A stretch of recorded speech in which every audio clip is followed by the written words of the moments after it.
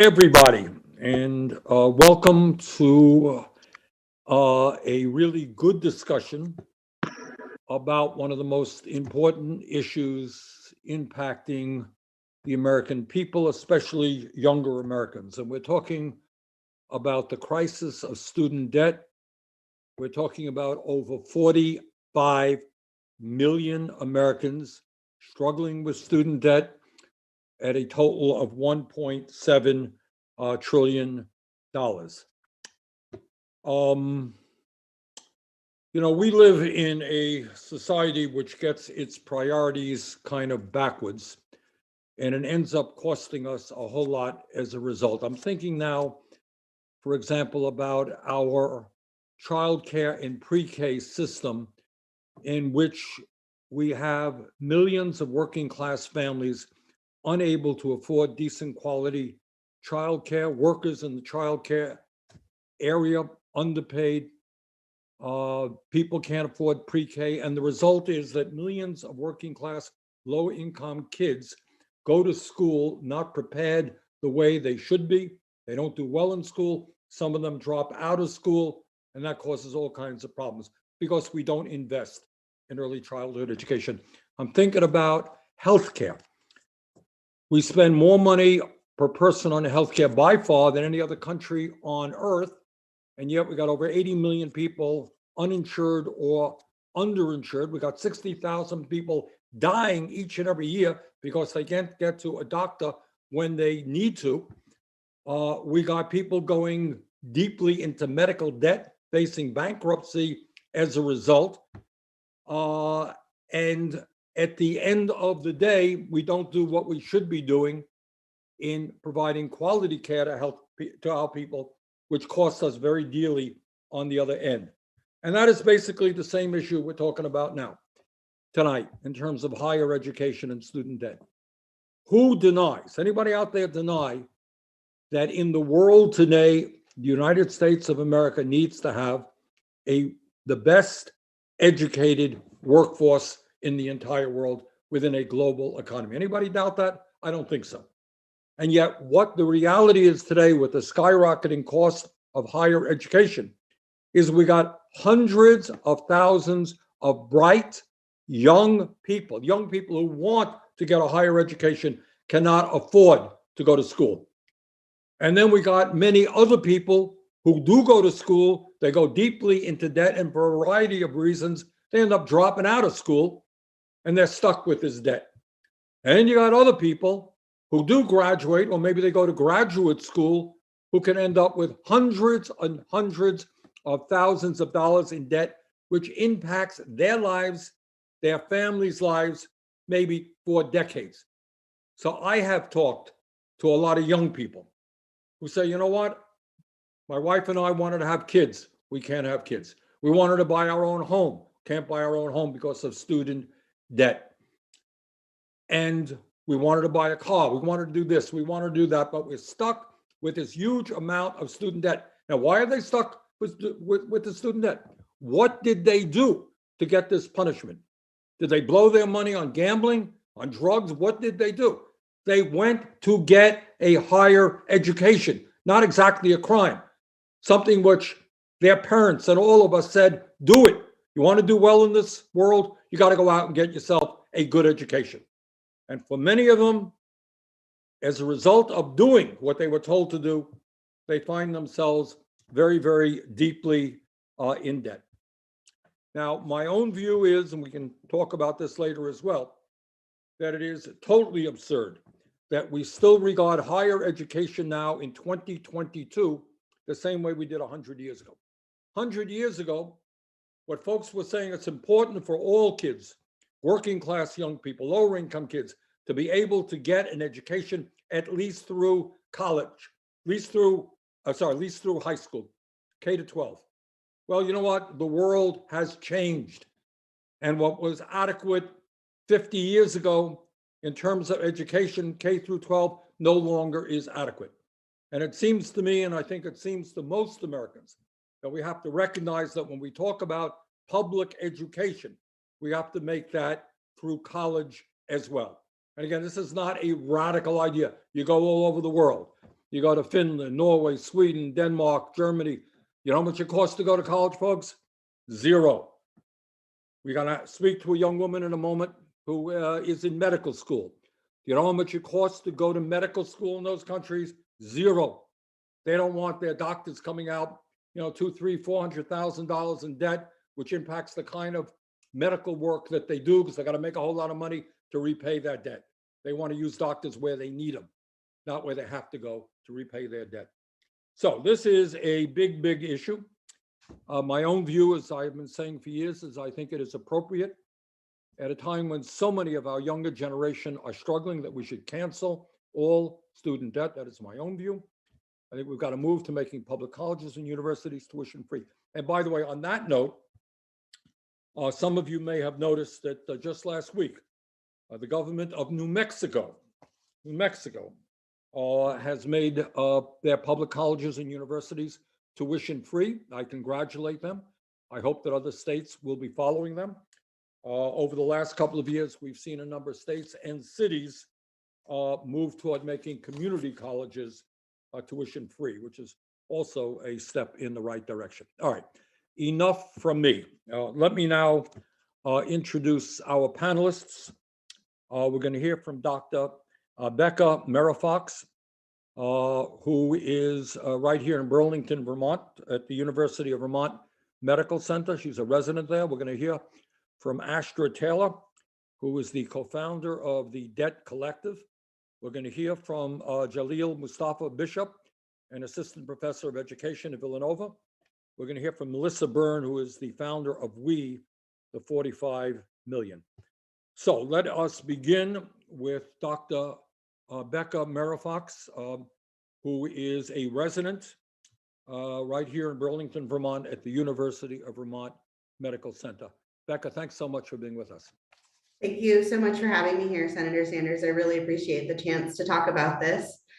I would just like to tell everyone a little bit about myself. So I am a resident physician. So I graduated medical school in 2020. What an excellent time to start working as a physician in this country. I live here in Burlington, Vermont. I'm a native Vermonter. This is my favorite state in the whole world, and I love it here. And I love being able to serve my community and take care of the youngest Vermonters and help keep them healthy and usher families through some of the hardest times in their lives. So I'm a pediatrics resident. I take care of children up from very tiny premature babies born super early up to 21, 22-year-olds. So what I can do in a day varies a lot. But I went to medical school with the hopes to help children. I feel really passionate about helping kids and keeping them healthy because I think they're our future here in our country, and healthy kids mean a healthy population and healthy America. I'm also a mother. I have 2 children of my own who go to school here in Burlington. One of my children has special health needs, and so my husband stays home to help make sure he gets to all of his appointments and therapies that he needs. I graduated medical school with about the average amount of medical debt for a graduating physician in this country, which is $240,000. So a huge burden of medical debt for all of our physicians who are starting out.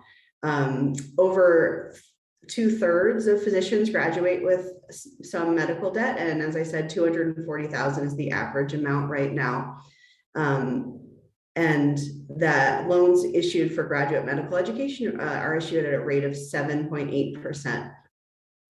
And I can say this is a change in the 90s. The average physician graduated medical school with around $11,000 of debt. So the markup on becoming a physician is really huge right now. And just the ability to pay that back is, it is a burden that is on me and that I think about every day, and definitely affects my plans for my future as I think about how I would like to practice, where I would like to practice, and what kind of physician I want to be. And I say, hearing from my classmates and my fellow residents and physicians, this is a huge problem. We, taking out that burden of debt, we all expect to pay it back. And so we all have to make choices on how to pay that back.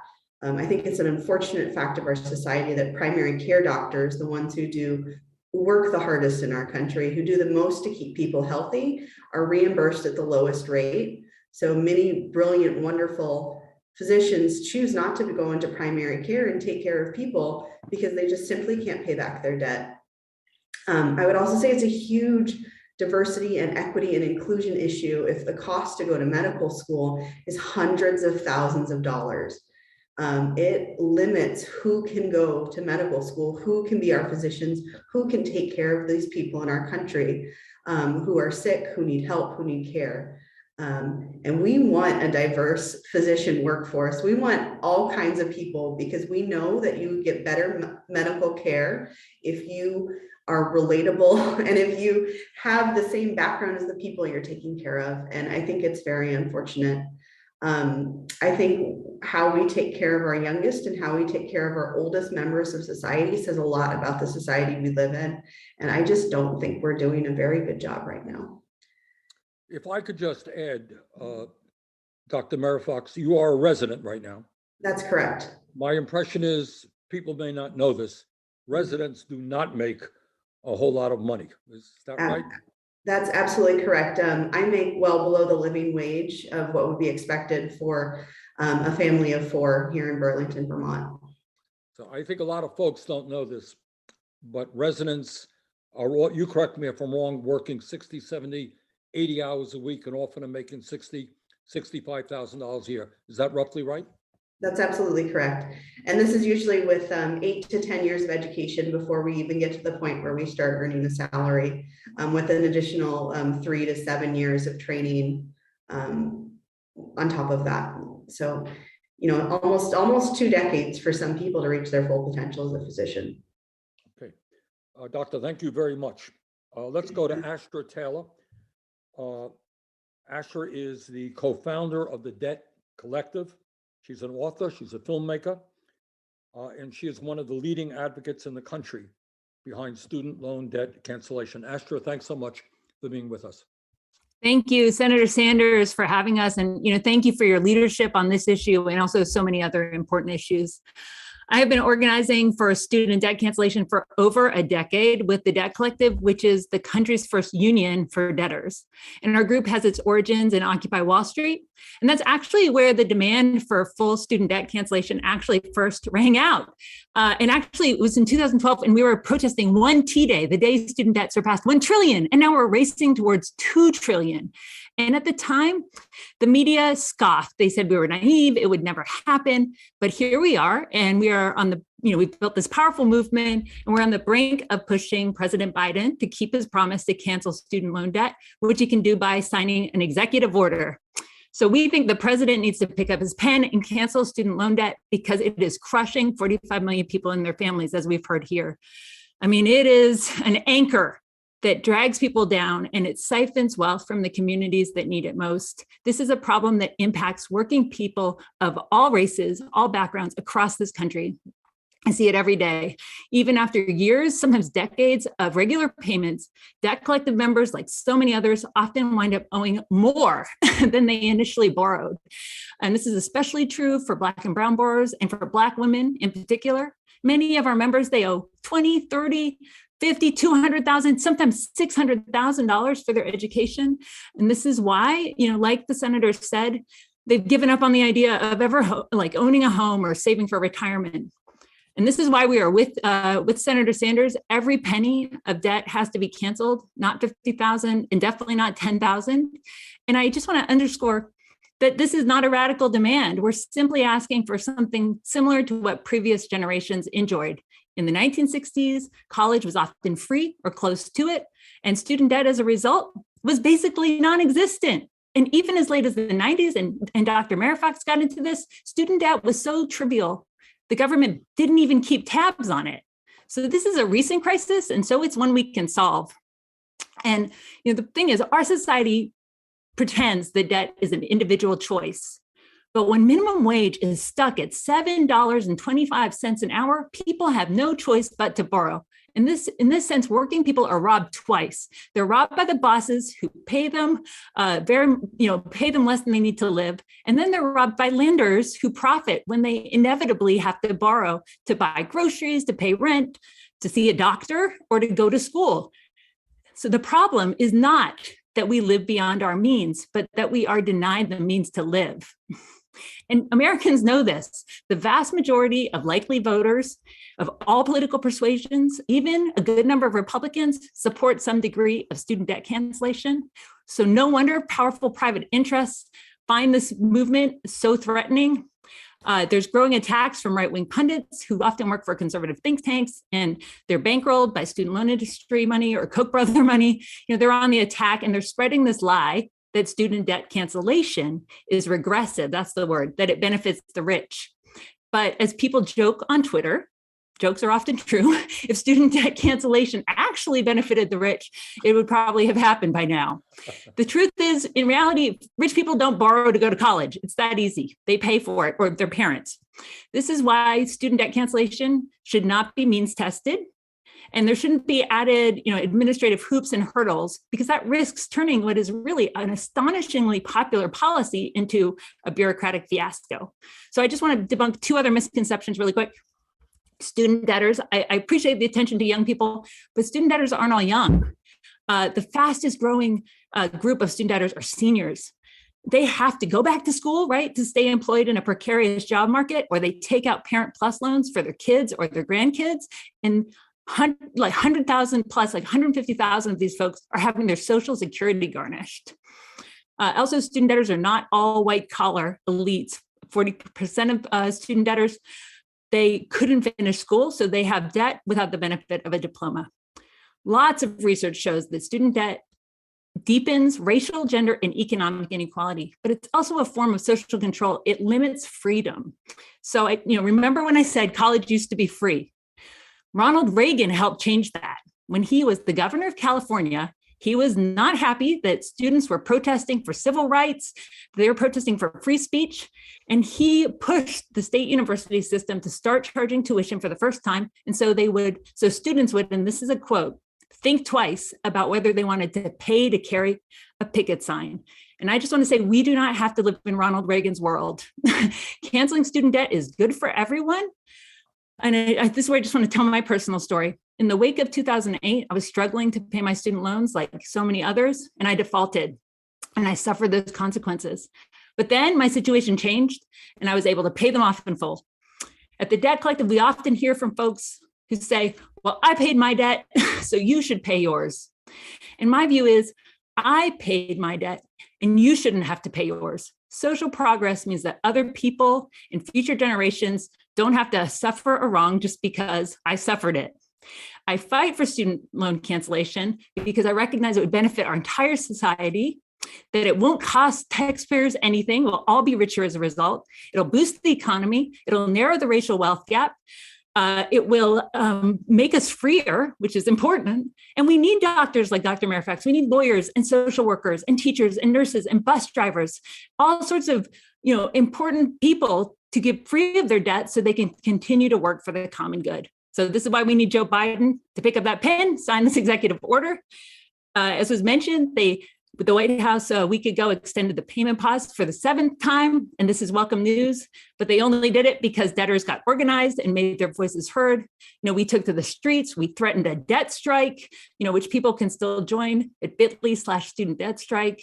The thing is, you can't pause a crisis. The American people need and deserve cancellation and nothing else. Thank you. Good. Asha, thank you very much, and thanks for the great work you do. Our next panelist is Dr. Jalil Mustafa Bishop, who is an assistant professor of education at Villanova, and he has conducted extensive research on the student loan debt crisis and Black borrowers. Dr. Bishop, thanks very much for being with us.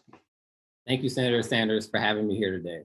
I want to first start out by saying I'm here today currently in my class, which is Contemporary Issues in Higher Ed. So this is a fitting conversation for not just my students, but I think all of the audience and listeners who are trying to understand how have we built a higher ed system that's through debt rather than through opportunity, rather than ensuring that students and everyday people have the benefits that are accessible and not a lifetime debt sentence. So I want to start out by first saying that while I come here as a professor, a scholar, a researcher, I first come here as a family member where I have 7 siblings who almost all carry student loan debt. I have older members of my family who are 60 plus who owe more in student debt than they have in their retirement. I come here as someone who's a part of a Black community that has seen debt traps like student loans before, and that while this is something that's different, while this is the current crisis, it's not something that doesn't have a historic pattern to it as well. So I come to first say that I think it's time for us to really take off the gloves in this conversation, the kid gloves, particularly as it pertains to the Biden administration, and really force the administration, the Democrats, to build up the political courage to cancel not 10,000, not 50,000, but all student debt. And then continue that momentum, continue the movement that we have built around student debt towards free college. And this just simply makes sense. It makes sense politically. Biden campaigned on cancellation. Debt cancellation polls extremely well among voters. Right now, the payment pause will expire right before midterm elections, where voters will be reminded that the Democratic Party failed to keep their promise to cancel student debt.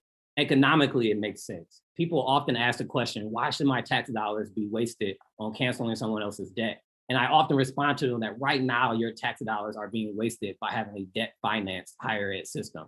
That our most ambitious free college programs cost somewhere between $80 to $100 billion to make happen. We spend $80 to $100 billion every year to finance federal student loans. And that money is not just for the students who are paying the cost of attendance plus interest. That money also goes to the large industry that profits off of student loans. So we pay private law firms to sue borrowers. We pay them $30,000 to sue borrowers for $10,000. We pay debt collection agencies $40 for every dollar they collect. We pay loan servicers, though they are constantly being sued for fraud and predatory behavior, we still give them contracts worth hundreds of millions of dollars. So a part of what's happening here with taxpayer money is that when we have a debt finance system, we're not doing what's best for students, what's best for borrowers, but we're really upholding and underpinning a profit industry that benefits from our debt. And a part of what we can do here is say that we can use the money that's already on the table for higher ed and use it to really move towards free college. And a first step in doing that is the Biden administration using the executive authority to cancel, again, all student debt. And then lastly, this makes sense for racial justice. Just 40 years ago, we had a higher education system that was free, but also 40 years ago, we had a higher ed system that was mostly white. So there is no coincidence that when Black and brown and poor students started to enroll in higher education, that we saw a change from a grant-based system to a debt finance system. And that's important because, again, Black and brown communities have seen debt traps before. We know what the sharecropping debt trap feels like. We understand what redlining that debt trap felt like. We understand what the subprime debt trap of the last recession felt like. And the idea that we would turn student loans back on without a major overhaul, we would turn student loans back on when we know the harm that they're doing to Black and brown communities, is something to me that we cannot downplay or underplay. So I want to just be clear in closing that if the Biden administration and the Democrats decide not to cancel all student loan debt, they should go down in history as allowing another racist debt trap to continue for Black and brown communities. They will be sharecropping, redlining, subpriming opportunity once again for Black people when they have the power right now to do the opposite. They have the power to do what is necessary for racial justice. Okay. Dr. Bishop, thank you very much. Let's go now to Melissa Byrne, who is the founder of We, the 45 Million, an organization committed to canceling student loan debt. Melissa, thanks so much for being with us. Thank you, Senator, for having me. It is an honor. Working on your campaign twice is still one of the highlights of everything for me. And that ties into my work on canceling student loan debt, which I will explain. So I sit here as a borrower who is currently defaulted. And I wouldn't have been able to say that a long time ago, because when I started college and started taking on debt, that my peers would judge me. I would get these like, oh, you're taking out debt to go to college? That's a bad decision. Meanwhile, the folks that were saying that, their parents were writing them a check to go to college, because we do have free college in our country. It's for the children of the wealthy. Their parents write them a check to pay for their college, and they don't even have to pay a tax on it. It's a free wealth transfer. So we have free college, but it's not free college for everybody. I finished up school with a lot of debt. I started doing organizing work on campaigns. I was scraping by. I couldn't always pay. The servicing was like all over the place. I would call an 800 number, get transferred all over the place. I would beg to be able to have a direct line to call. I was like, look, we're going to be in a long-term relationship. I should be able to have one person to talk to. And it was always like, no, you get whoever you get, and that's that. And I thought it was my fault. When I couldn't pay a Perkins loan, my school sued me. And when you can't afford to pay a loan, you really can't afford to have an attorney. All these things tie together. And then they sent out a warrant for my arrest because I didn't know how to fill out the deposition. And in order Say to that again, 1 minute. They sent out a warrant for your arrest? Yep, they were going to arrest me. And I wasn't quite brave. If it would have been now, I'm a lot braver now, but I wasn't that brave like 12, 13 years ago. And the only way to get away for not being arrested is I had to sign this thing that would let them garnish my bank account whenever I was late on a payment, which made for some interesting cases. If I was late, I would go and get a coffee in my bank account when at work. And I'm like, oh, right, I'm a few days late on my payment. So that was an interesting, I want to say interesting, that was an experience. But then I was working, I don't know if you guys remember the Fiscal Commission about 11, 12 years ago when they were trying to cut Social Security benefits. I was doing organizing to stop that with the Social Security Works. And I had to go to an early morning meeting with my boss, Frank Clementi. And at this meeting, this guy was talking and he asked people to raise their hand if they had student loan debt. And I was one of the youngest in the room at that time. So I raised my hand. I had student loan debt. And the guy goes, well, how much debt do you have? And I'm like, I'm not telling. I was like mortified. My boss was there. Other bosses were there. We were like inside the Cesar Chavez room at the AFL. I wanted to melt into the floor.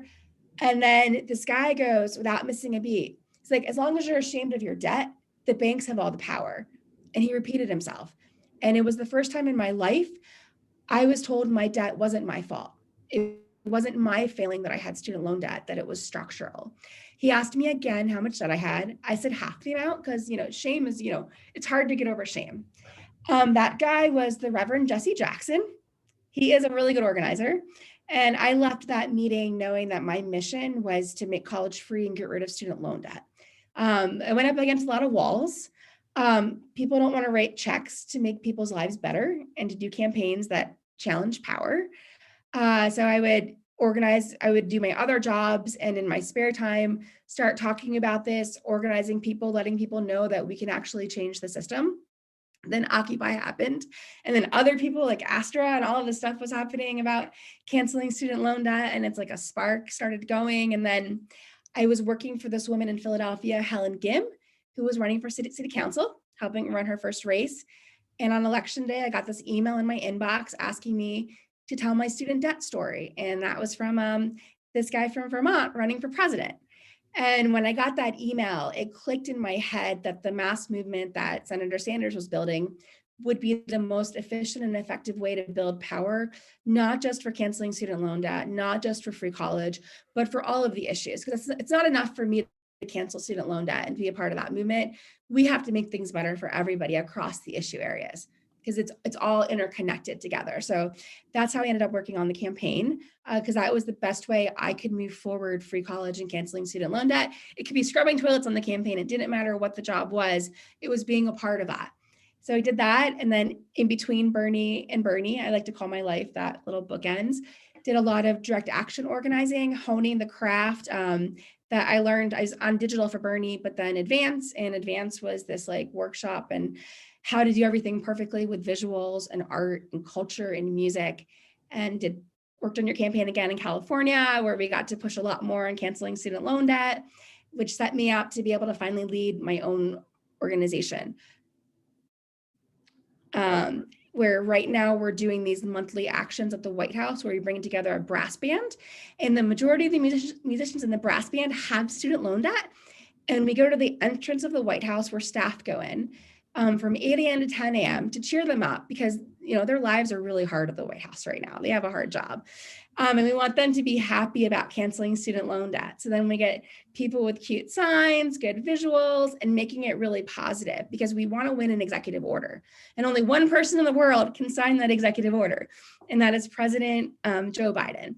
So we really, what my team is doing is really hyping up student loan debt, getting his staff to listen to us and have good conversations. And one thing I really learned on your campaign is that we don't make personal attacks, that you stay positive. And it's through that ability, you're able to build relationships with people that, you know, wouldn't have thought you could build relationships with. And it's through that relationship building that you can get people to see. So that's what I've been doing. Our next one is April 27th. If people want to join, I will share that. And we're going to win this because people are finally seeing that 35 million people have their loans paused. If you want to pause that, you know, we can't control what happens. Melissa, thank you very much for all the great work you are doing, and thanks for your help on the campaigns. I want to get back to a point that several of you have raised, which we don't talk about very often. Is I've gone around the country and I ask people, usually at every event we do, raise your hand if you have student debt. You know, huge numbers of people raise their hands. I said, well, what is your interest rates? What kind of interest rates you're paying? Oh, I don't know. I really don't know. Many people haven't a clue what kind of interest rates they are paying. Astra or anybody else who wants to jump in on this thing. And by the way, the point that Astra made a moment ago, it is not just young people. There are many parents and grandparents who have taken out very heavy loans for their kids and grandchildren at high interest rates. Astra, can you say a word on that? I'm actually going to pass this to Jaleel because I think he's the real in the weeds student debt expert. Okay. Jaleel, Thank you. what's the story on interest rates? So we know that right now, borrowers from undergraduate to graduate federal student loans are paying anywhere from around 3.7% to almost 7%. And what really makes that devastating, in my opinion, is that every day we offer loans from the federal government to businesses, to banks, to others that have interest rates that are much lower than that. So we are asking. We don't just make loans, we give them money. We give them money. We just saw this, you know, through the Paycheck Protection Program, where we gave a lot of corporations that did not need the loans. Not only did we give them a loan at a low interest rate, we forgave the loan in less than 6 months. So there's a time where we have to question why, for individual people, are they paying some of the highest interest rates when we look at loans from the federal government. But for the rich, for borrowers, again, we're giving money, or at least giving it at such low interest rates, it might as well be a giveaway. All right, let me get back to Dr. Merrifox. We have a major healthcare crisis in a number of different ways. And certainly one of the areas we don't have, as you indicated, enough primary care physicians, and we surely don't have primary care physicians in underserved areas in rural and urban America. And the result of that is that people simply cannot access a doctor. What impact, when you talk about being 250,000 in debt, and there are students at UVM and all over this country who are carrying what? You tell me if I'm wrong, $400,000 in debt, correct? I have friends who graduated medical school with over $500,000 in debt. Right. So if you graduate medical school with $500,000 in debt, how does that impact your choice of what kind of practice you're going to undertake? I mean, I think it's a huge impact, right? We are doctors, but we're also people, and we're also, you know, young people starting out in this world. You know, if you have $500,000 in debt, and once interest, you consider that, it'll probably be well over $1 million you end up paying back. You have to go into a career that will allow you to pay that debt. You know, even on income-based repayment plans, you're looking at like $2,000-3,000 a month to pay that back, which is more than my take-home pay currently. So, you know, you have to find a field that will let you pay that. And frankly, we don't pay our primary care doctors enough to do that. You know, we use We use a fee for service model in a lot of this country where a doctor does a service and they get paid a set amount for that. So, if you schedule something as a 30-minute visit and you need to speak with that patient for an hour because they have more problems, then you don't get reimbursed for that hour. And so doctors run on a tight schedule, and I think that hurts their relationship with their patients. And I think it hurts their ability to take good care of patients. And I think it also hurts their ability to pay back their student loan debt. So one of the, and this is not just doctors, it is nurses, it is dentists as well. So if you leave school, and other professionals, if you leave school deeply in debt, you don't necessarily go where you should be going, where you want to go. You go into those specialties where you're going to make a whole lot of money so you can pay off your debt. Is that basically correct? Absolutely. And everyone in the hospital who makes the hospital work, our social workers, our respiratory therapists, all of our crucial people who help our hospitals function and help our primary care offices function. People look at what they can pay back and what jobs are available. And, I think I know some really wonderful doctors who, chose primary care, and they do it out of passion, and they do it out of love, and they do it because they care about their patients. But it is a burden that they bear. And I know plenty of other people who wanted to be primary care doctors who chose a different field. And I think that's a loss. I think that's a loss to our country. All right. One of the things that we are seeing increasingly is a lot of young people in high school now. They hear about student debt, they're working class, the lower income, and they say, wait a minute, do I really want to go to college in a kind of crazy economy out there and leave school $50,000, $70,000 in debt? Do I really want to do that? Or should I simply go out and get a job after high school? Somebody want to jump in and talk about how student debt is impacting the willingness of working class kids to go out and get the higher education that they might otherwise want to get? Yeah, Who wants to I speak teach on at that? Rutgers. I teach digital media for a class at Rutgers, and my students are working full time while they're going to public college, and still taking on debt. And what they're telling me about their friends is that their friends are saying that they really don't want to think about college, or they think that it's not for them. And then that creates this vicious cycle where you'll have Matt Iglesias in his Substack saying that, well, only rich people go to college, so we shouldn't make college free because poor kids don't go. And it's like, wait. Your parents wrote a check for you to go to Harvard. There's a reason why, one, poor kids do go to college. Two, we can get more people in college from lower income backgrounds if people like you weren't saying not to make it free. But this whole paywalling of education really limits you based upon your parents' income, what you can do for your future. A research study just came out that Susan Donansky did from the University of Michigan that showed that the Promise college programs, which are just a promise, you get free college, they actually have a 3% higher enrollment and completion rate than these programs where you have to fill in all these things and means test it. And this free college guaranteed is what gets people who are first generation college students in the door and through to completion. So we know that it works. And one thing I'm hoping is that when Joe Biden picks up that pen and signs that executive order, that we get so much press coverage about cancellation. And then all the folks who whine and say, well, what about the next students? We can say, great, we already have a bill. It's called College for All. And let's tell Congress to pass it. Let's Okay. dare people to vote against their constituents not being able to go to college. All right, this is an issue that is impacting some 45 million Americans. It disproportionately impacts people who are Black and brown.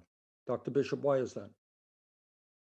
Well, again, going back to just thinking about kind of the historical reality and the ongoing reality of how racism and discrimination functions in this country. So we effectively have told Black communities, Black and brown communities, that if you want to be included in opportunity, you have to pay for it, often through debt. And we do this across many sectors where people are trying to have their basic needs met. And we have seen student loans reproduce that logic in higher education. So what that means is that Black borrowers are borrowing more student loans than any other group, but they're not borrowing to go to Harvard or your flagship public institution. They're often being funneled into institutions that are already underfunded, institutions that already are lower performing.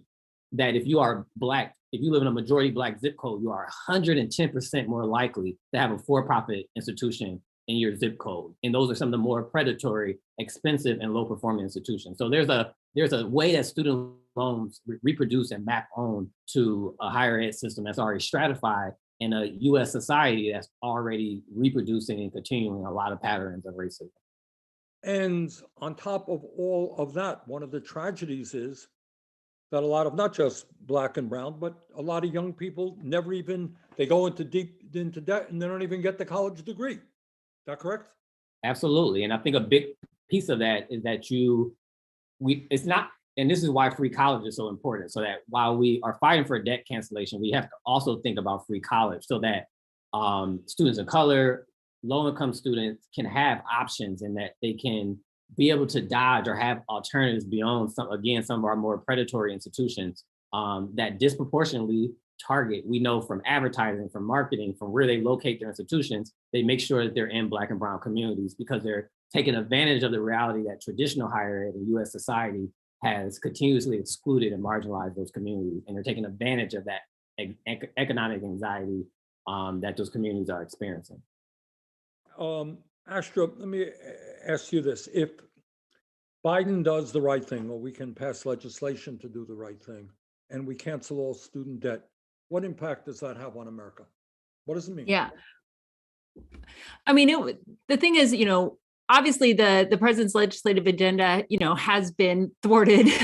And so that's why I think, emphasizing executive action right here is really important, that this is something that can be done. And it would be transformative for so many people to be out from under this burden. And I think, why I set the stage and said that this was a demand that was raised at Occupy Wall Street is I think it's really important. Debtors knew this was a crisis before the experts caught on. Right? 10 years ago, debtors were saying something's wrong here. and so I think we really need to listen to people. This is such a popular policy. Something like 63% of likely voters are, again, for some degree of cancellation. It's very popular with people who live in those important swing states and battleground states. So I think it would be, one of these things where it's just a win-win-win-win. It's a win economically. It's a win because it narrows the racial wealth gap. It's politically popular. And I think it would start shifting the open space to start having this conversation we're talking about for college for all. I just want to say, though, I think people shouldn't have to get a college degree to make a living wage. Right? That's why we need strong unions. That's why we need to raise that minimum wage. You shouldn't have to have a bachelor's degree to be able to live with dignity. And we should free college from just being career training for people, right? Where you're actually taking on debt just so you can be a better employee for the boss. You're kind of taking on debt corporations then, benefit from. So let's just make decent jobs for folks and put learning at the center of higher education and understand it as a democratic necessity and as a public good. All right, I want to get back to a point that actually Astra mentioned earlier. And I think a lot of people don't know this. I am old enough to, in fact, know it. My brother, who's a few years older than me, went to Brooklyn College in New York City, which is a very fine public college. And you know how much he paid? Tuition, zero, not a penny. And that was true for City College of New York. It was true for the great University of California system. Tuition was free, folks. So what we're talking about is not a radical idea. It existed 50 years ago in the United States. Furthermore, it exists in smart countries all over the world who understand that their economic future is dependent on having a well-educated workforce, and they want young people to be as well-educated as they can be. So my question to anyone who wants to jump in on this is, why is the United States uniquely in the world, the country that has so much student debt, that makes it so hard for young people to be able to afford to get a higher education? Who wants to jump in on that one? I'm happy to kick it off. And I don't know if I have a direct answer to this question, but I think it is a moment to point out some of the absurdity of this system. I have a family member who has been in the public service loan forgiveness program and has worked in public schools for 10 years and is at the point where they should have their cancellation, but some of their payments aren't eligible because they made payments while they were in school going for their master's, which makes no sense. So they were making payments while in school, but that doesn't count towards their cancellation. We have a student loan program that says most borrowers can't afford the 10-year repayment. So we're going to put them on income-based repayment plans, and then we're going to cancel debt in 20 years. So we already have cancellation on the books, but we're making people wait 20 years rather than just canceling debt right now that we're already marking off and as not being able to be repaid. Well, on top of that, I mean, we have many cancellation programs right now. Just today, in Vermont, I was with the Secretary of Veterans Affairs, Dennis McDonough. And we were talking about that if you wanted to be a physician or a dentist in the VA system, there is we fought to make this happen, a fairly generous debt forgiveness program. We tripled funding for the National Health Service Corps, again, for doctors, nurses, dentists, to encourage them to work in underserved areas. And if they do that, there will be debt forgiveness. Many universities have programs of debt forgiveness. Some private employers actually do that. So we have a myriad of programs, but much too often, I think, as you were saying, Jalil, is they're often complicated. Yes. And there are exceptions here and there and everything else. But I think at the end of the day, as a nation, it seems to me that if we are serious about being a great and strong economy that works for all, you got to have educational opportunity for all. And to saddle people from all levels with enormous debt is so counterproductive, it's almost hard to imagine. Thoughts?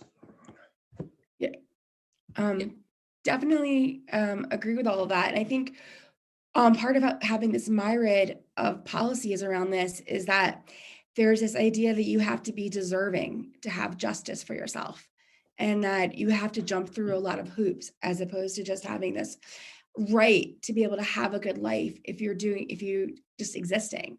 And I think that's part of the work that we're doing, is showing that just being here, you have these basic rights like education.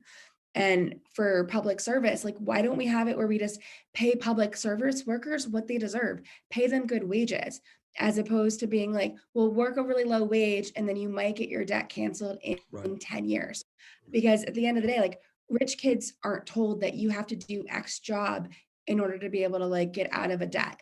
You have the right to be able to choose your career. And I want a lot of people going into public service. Like, I don't want folks going to, work at K Street or these corporate lobby firms.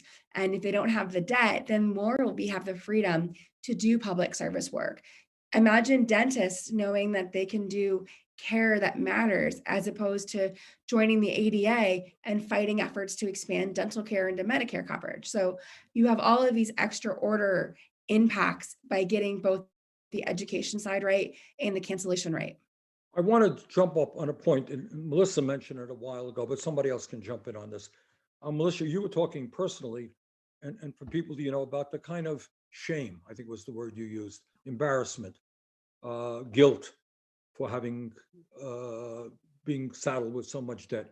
Who wants to jump on that? Why are people guilty that they can't afford to pay their debt? This is such a powerful, form of control, really. People feel ashamed. They're made to feel guilty for being poor, for being in debt. In fact, the German word for debt means guilt. So there's a deep connection between those ideas. And so part of the Debt Collective, part of our organizing is actually having these debtors assemblies. We had one outside the Department of Education on April 4th, where we invite people into a circle to hear from others, or to speak if they feel moved about their debt, to kind of cast away that shame. And so the Debt Collective rejects the language of debt forgiveness, because we don't think that borrowers did anything wrong, and we demand justice. That's why we talk about cancellation, abolition, elimination of debt, and we don't ask for forgiveness. But that's, I think this is really the case for all organizing.